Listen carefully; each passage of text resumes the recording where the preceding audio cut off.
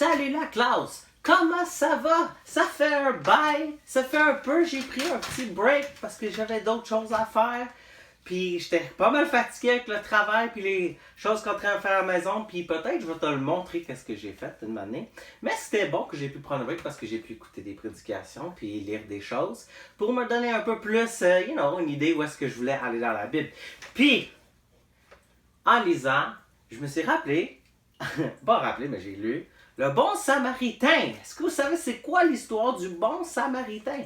Est-ce que vous savez même qu'il y a une loi ici au Québec qui s'appelle le bon samaritain? Oui, la Bible a influencé ici au Québec, au Canada.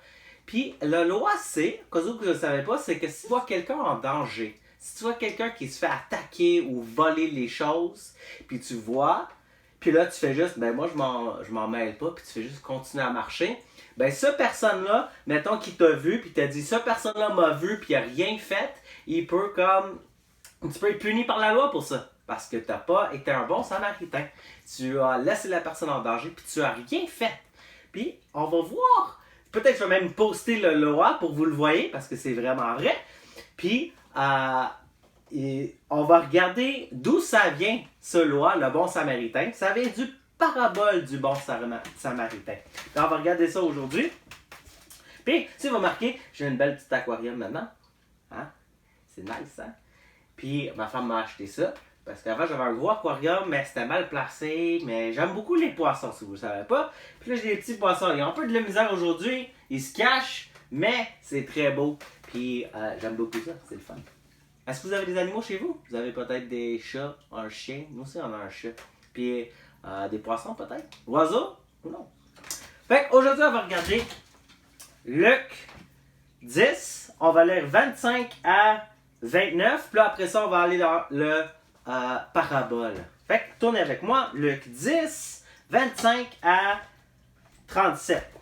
Puis là, je vais juste lire 25 à 29 pour donner le contexte.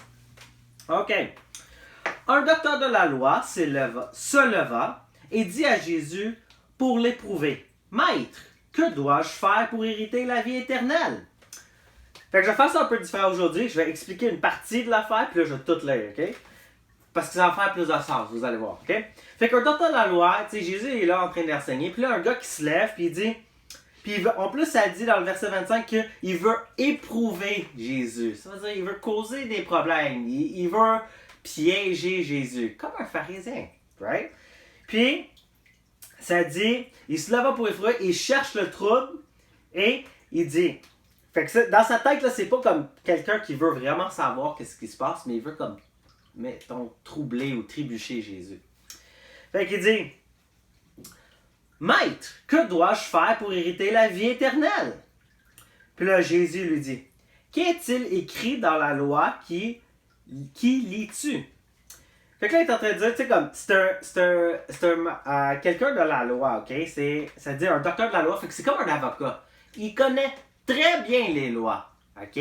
C'est comme quand tu demandes une question, puis tu sais la réponse, juste pour voir si l'autre personne sait la réponse. Tu comprends? Mais qu'est-ce que ça dit? Tu sais, je suis sûr que tes parents ont déjà fait ça. Ouais, mais c'est quoi la réponse à cette question?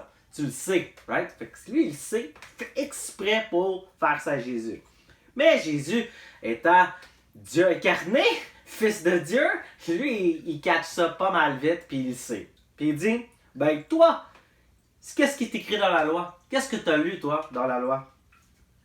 Puis là, il répondit, « Tu aimeras le Seigneur, ton Dieu, de tout ton cœur, de toute ton âme et de toute ta force, et de toute ta pensée, et ton prochain comme toi-même. » Fait qu'il sait très bien c'était quoi qui est écrit dans la loi. Il sait très bien la réponse à cette question. Puis ça prouve qu'il n'était pas vraiment sincère. Il ne voulait pas vraiment savoir la réponse. Il voulait plus savoir si Jésus avait la réponse.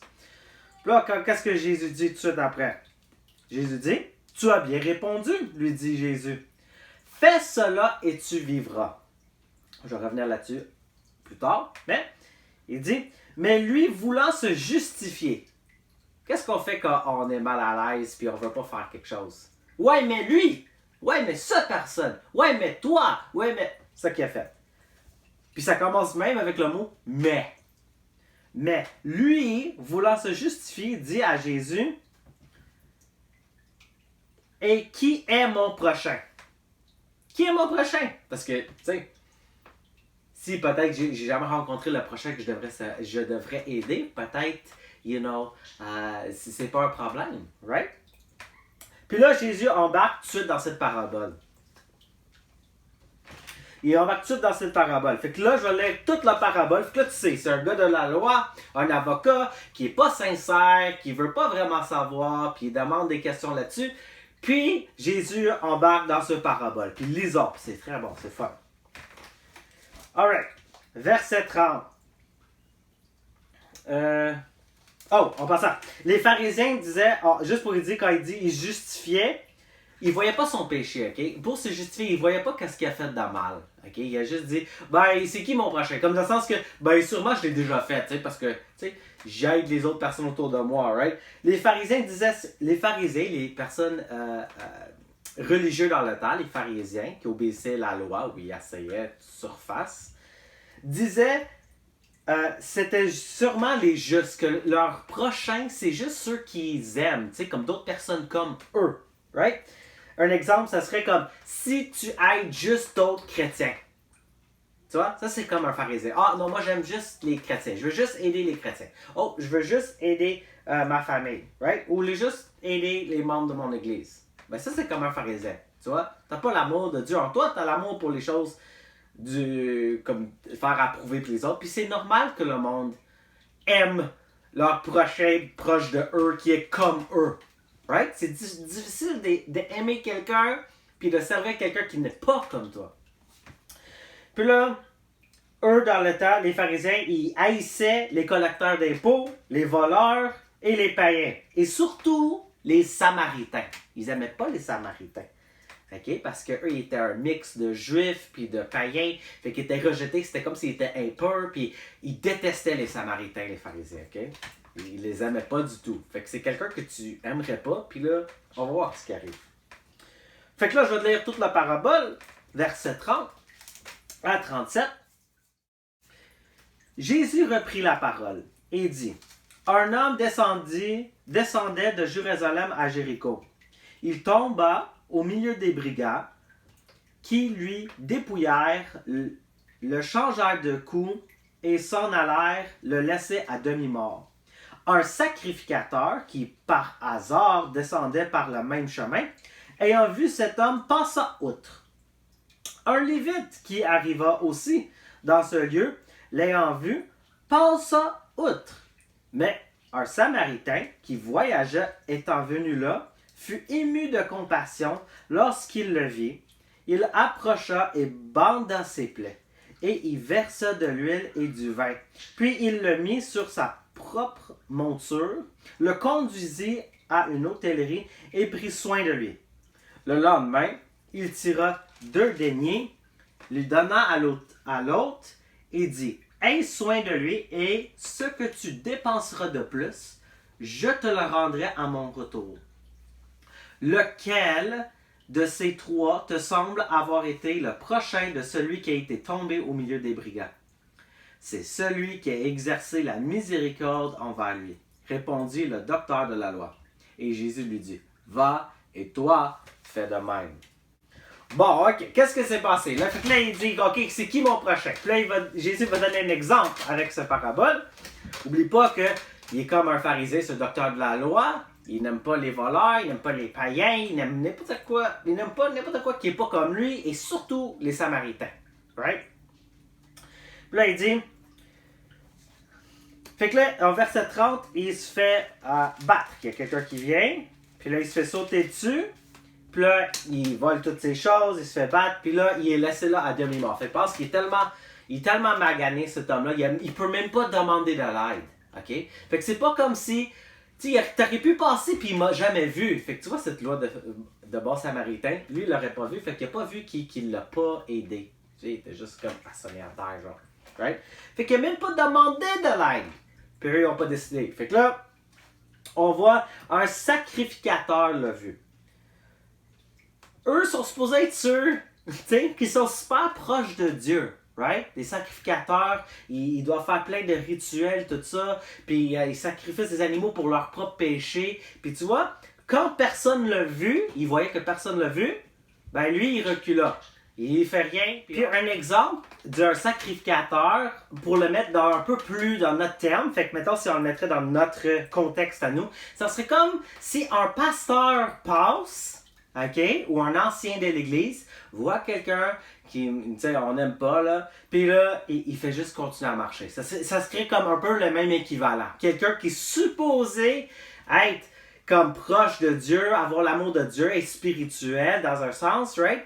Puis eux, ils continuent quand même. C'est la même chose. Qu'est-ce qui est arrivé? Fait qu'il faut juste continuer à marcher. Là, en verset, on continue.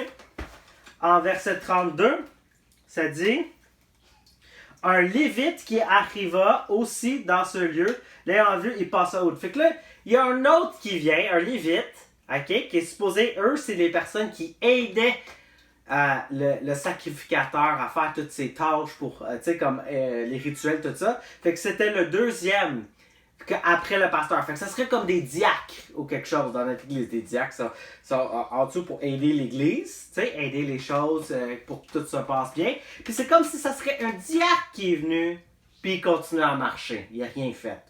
Encore une fois. Puis là, en verset 33... je me perds dans mon affaire. Mais un Samaritain qui voyageait, étant venu là, fut ému de compassion lorsqu'il vit. Fait qu'un Samaritain, ceux que le sacrificateur et le Lévite n'aiment pas, qui se pensent meilleurs que eux, c'est lui qui a aidé. C'est pas les sacrificateurs, c'est pas le Lévite, c'est le Samaritain qui a aidé. Right? Et lui en prend soin. Il a fut compassion et... malgré que le gars n'a pas demandé de l'aide. C'est pas comme si le gars dit hey, aide-moi. Non, il a rien vu. Le gars, il est comme inconscient. Puis quand même, cet homme-là, il a regardé, puis il a dit je dois aider cet homme. Il s'approcha et banda ses plaies, et il versait de l'huile et du vin, puis il le mit sur sa propre monture, lui conduisit à une hôtellerie et prit soin de lui. Fait que là, qu'est-ce qui est arrivé? C'est que il est allé au-delà. Pas juste qu'il l'a aidé. OK? Ça, c'est très comme... je trouve que c'est comme plus que qu'est-ce qu'on aurait pensé. Parce que n'importe qui, là, je dis le minimum. J'aimerais ça penser, OK, que la majorité de nous à l'église, s'ils voient quelqu'un en besoin, qu'ils voient quelqu'un en besoin, qu'ils vont l'aider. OK? Oh, je vais donner de la bouffe ou whatever. Mais lui, il fait plus que ça. Il l'aide, tu sais, comme ça dit du vin puis de l'huile. Le vin, c'est utilisé comme un désinfectant. Puis l'huile, c'était pour faire du bien à les plaies, parce que ça les protégeait et tout ça. Fait que c'était comme un med-kit, là, si tu veux. Là. Puis là, il prend ça. Puis là, c'est son propre vin là, qu'il utilise. Là. OK, il sort ses choses, puis il l'aide. Puis pas juste ça, il le met sur son monture. Tu sais, une année, on était en train d'évangéliser dans le town, là. OK? Puis ça fait une couple d'années de ça. Puis il y a quelqu'un qui c'est des sans-abri, puis quelqu'un il avait une main brisée ou quelque chose, je sais pas, la main était full gonflée. OK? Puis si t'as jamais été avec les sans-abri, des fois ils peuvent puer parce que ça fait longtemps qu'ils prennent pas de bain and everything. Fait que là, puis un des personnes, je veux pas nommer son nom, l'a pris, c'était une femme, OK? Puis il l'a mis dans son char, puis il l'a emmené à l'hôpital. OK? Pour l'aider cette personne. Puis ils sont très... C'est dur de dire ça, mais les sans-abri souvent sont très sales. OK? Puis des fois, ton réflexe, c'est de comme, oh man, you know? Parce qu'il y en a qui ont du vomi sur eux, puis de la bouffe, puis whatever. Mais quand même, cette personne-là a pris la madame, puis l'a emmenée à l'hôpital pour qu'elle ait des soins. Puis je trouvais ça incroyable. Puis c'est un peu ça qu'il a fait dans l'histoire. Il a pris, j'imagine qu'il y avait un cheval, un chameau, ça le dit pas là. Puis il l'a pris avec lui, puis il l'a emmené à un autre. Un autre, ça pourrait être comme un hôpital dans le temps, dans le sens que il pouvait prendre soin et tout ça. Et il fait quoi? Il l'a pas juste droppé. Il est allé encore plus que ça. Fait qu'il a pas juste aidé, il aurait pu bander ses plaies, puis tout ça. Puis... ça aurait été que, wow, il a fait une belle job. Mais pas juste ça, il le prend, emmène avec lui, emmène à l'autre, à l'hôpital si on veut. Et pour qu'est-ce qu'il fait après? Verset 34. il s'approcha et bande ses plaies en lui versa de l'huile, et puis il conduisit à propre monture, conduisit à une hôtellerie et prit soin de lui. Ok, verset 35. Oh, 35. Le lendemain, il tira 2 deniers, les donna à hôte et dit, aie soin de lui, et ce que tu dépenseras de plus, je te le rendrai à mon retour. Fait qu'est-ce qu'il fait? Ça, c'est l'équivalent. Okay? Fait que c'est pas juste qu'il l'emmène là-bas, mais là, tu sais, il a dépensé ses propres choses, il a pris son temps, parce que j'imagine qu'il allait à quelque part, puis il l'a emmené à l'autre, prend soin de lui, et il dit à l'hôtellerie, check, je paye sa facture. OK? Tiens, 2 deniers, puis 2 deniers, c'était comme une somme de 2 journées de travail. OK? Fait que mettons, je fais 100$ par jour, puis moi je travaille 2 jours, c'est 200$, je lui donne 200$ pour que lui-même, tu sais, s'il doit rester 2 jours, je paye pour whatever qu'il a besoin. Puis si tu penserais, ça serait assez, right? Ça serait assez qu'il prend soin de lui. Il fait tout ça? Non, qu'est-ce qu'il dit? S'il reste plus que ça, OK? Même plus longtemps que j'ai payé, c'est pas grave, prends soin de lui. La prochaine fois que je viens, je vais payer sa facture. Yo, man. Combien de personnes tu connais fait ça? Moi, j'en connais pas. Moi, j'ai jamais fait ça. Payer. Je sais pas si ici au Canada, on est très béni que les soins et tout ça sont payés médicalement. OK? Mais mettons, si tu vas aux États-Unis, ça coûte de l'argent. Tu te casses un bras, ça peut coûter comme 5000$ réparer un bras. Fait qu'imagine, tu vois quelqu'un qui a le bras cassé. Puis là, tu l'amènes à l'hôpital, puis là, tu es comme, je paye pour réparer son... Yo! Fou! Puis c'est ça qu'il a fait. Qu'est-ce qu'il dit après? Jésus dit, verset 36, « Lequel de ces 3 te semble avoir été le prochain de celui qui a été tombé au milieu des brigands? » Fait que là, qu'est-ce qu'il répond? Qu'est-ce qu'il peut répondre? C'était pas les personnes qui pensaient qu'ils étaient supposés être les bonnes personnes, le sacrificateur, puis le lévite. Non. C'était le Samaritain. Celui qui est détesté, qui n'est pas aimé. C'est lui qui a pris soin. C'est lui qui a montré l'amour de Dieu. C'est lui qui a eu miséricorde, compassion. Puis là, il dit, le docteur de la loi dit, verset 37, « C'est celui qui a exercé la miséricorde envers lui, répondit la docteur de la loi. Et Jésus lui dit, « Va et toi fais de même. » OK. Conclusion à retenir là-dessus. OK? Il y a des personnes qui font ça dans leur monde. Okay? Il y a des missionnaires qui s'en vont à des places prendre soin. Il y a des hôtels, il y a des hôpitaux qui sont faits par des organisations pour prendre soin. Puis tout ça. Mais le but de l'histoire, vraiment, là, okay, Jésus voulait montrer que ton prochain, c'est n'importe qui autour de toi. Okay? Ton prochain, là, c'est pas juste les personnes comme toi. C'est pas juste les personnes qui vont à la même église, dans la même famille, à la même école, dans la même dénomination. Non, tu aimes tout le monde. Right? Mais ça veut-tu dire, oh, tu peux pas voir le péché? Non, c'est pas vrai. C'est pas vrai. Tu peux voir le péché, mais tu peux aimer la personne. Quand ils sont dans le besoin, est-ce que tu aimes? Bon, conclusion à retenir. On dirait, Jésus dit la parabole pour que si tu obéis, tu seras sauvé. Okay? Si tu fais ces choses-là, tu vas être sauvé. Mais la loi avait jamais ça comme but ou intention.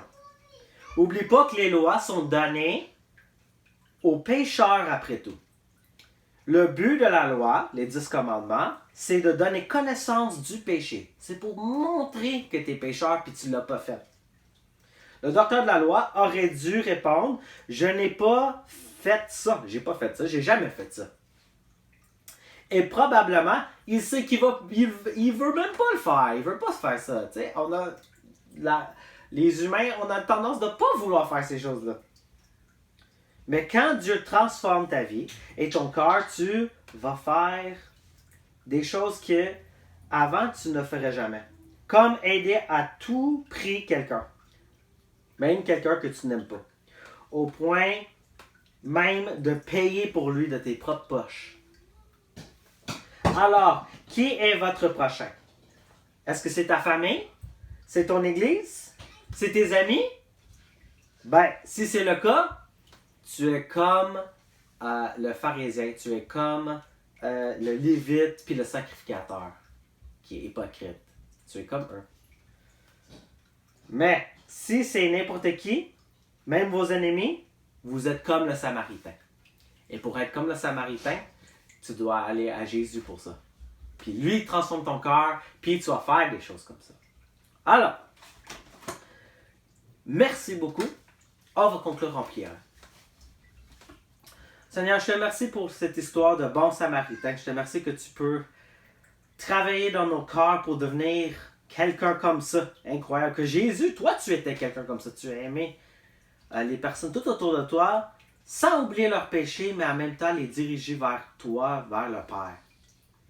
Seigneur, merci pour ce temps qu'on peut passer dans ta parole. Merci pour la technologie qu'on peut se parler et passer du temps dans la parole ensemble. Je te prie que tu puisses nous faire devenir plus comme toi. Fais-moi devenir plus comme toi, Seigneur. Fais-moi comme le bon Samaritain. Fais-moi comme ton Fils Jésus. Au nom de Jésus, je te prie. Amen. Bonne semaine!